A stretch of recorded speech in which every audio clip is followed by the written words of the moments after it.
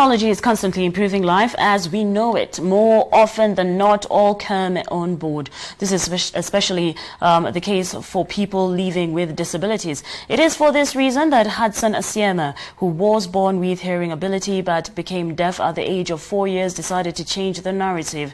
A trained computer scientist by profession, Hudson is revolutionizing assistive technology for both the deaf and hearing to increase access to learning material. He graces this week's edition of the Trailblazers.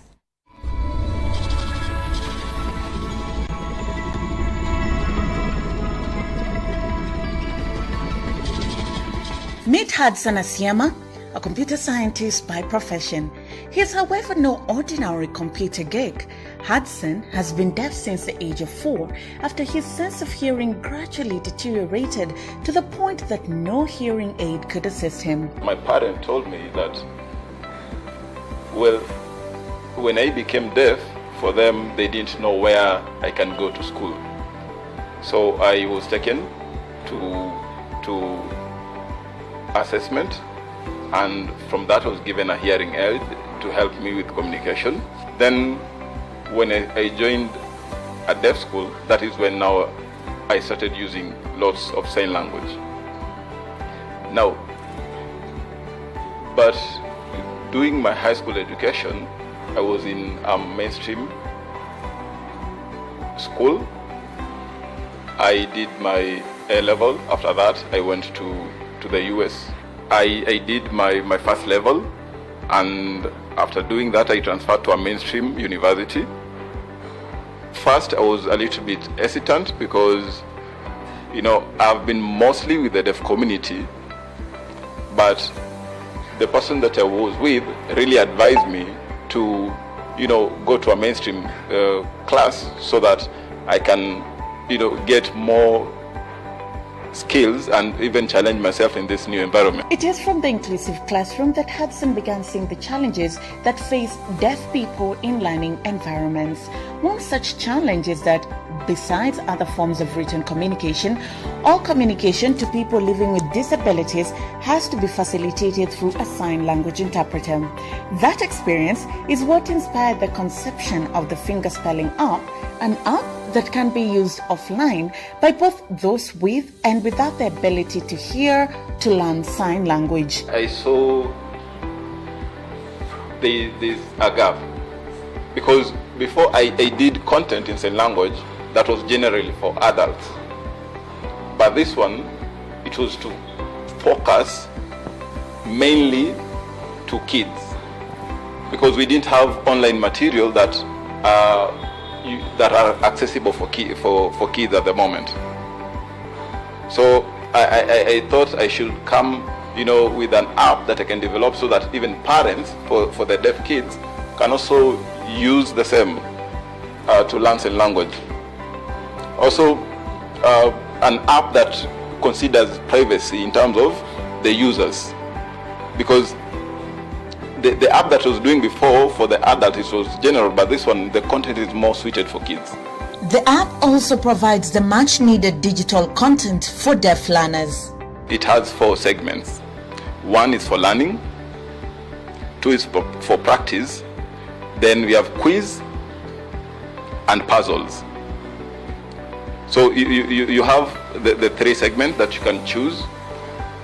For hearing kids, when they choose the learning segment, they'll have picture messages and voice to help them practice on the same.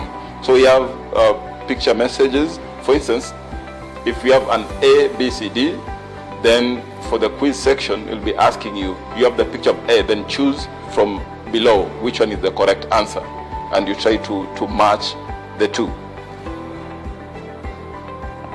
Then for puzzle, we have a number of manual alphabets that have been mixed up, and it's for you to come up with a word from them.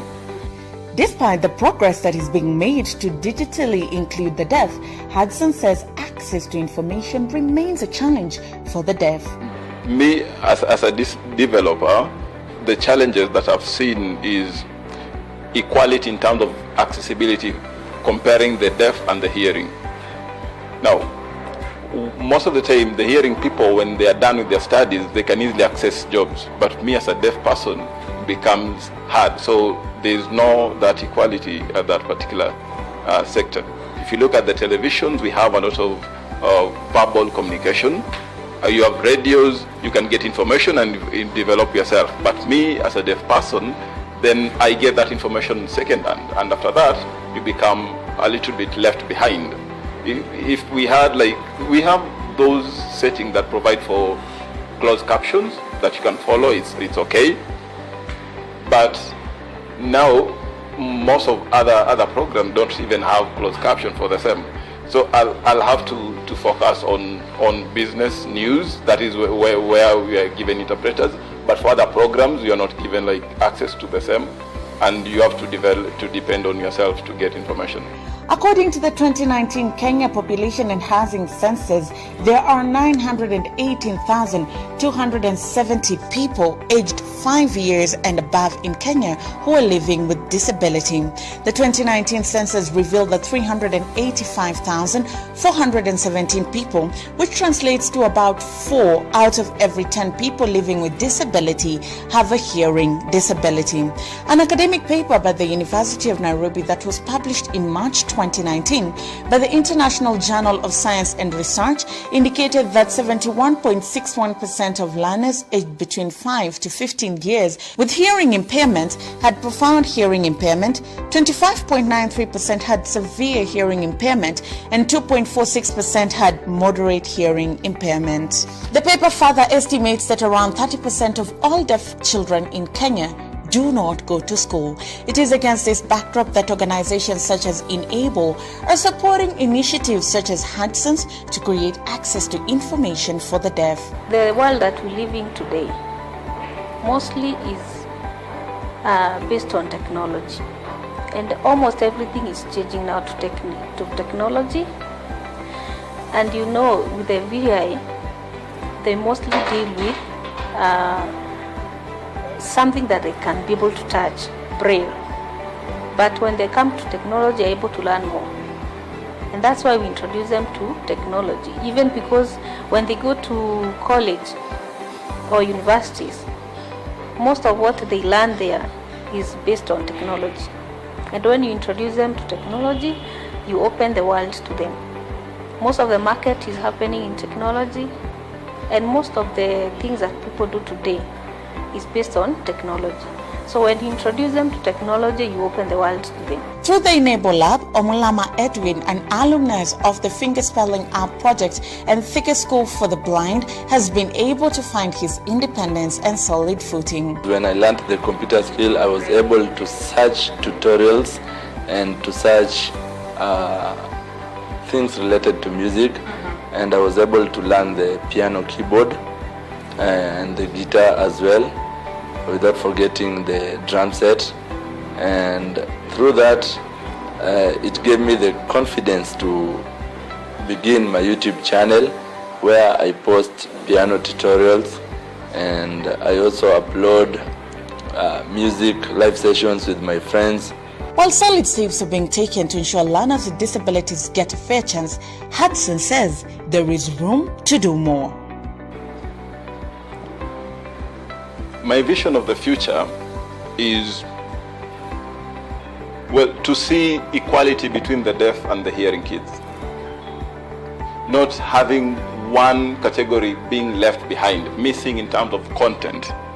We have a lot of content that is accessible for the hearing kids, and it's being developed a lot, and this helps with cognitive development of the hearing kids. So we need to bring out, do away with this communication barrier within the peers, either deaf and the hearing, the teachers and other sectors in this republic. So if we have hearing people who can develop these apps, it's okay, but need to interact with the deaf community and know what is applicable for them.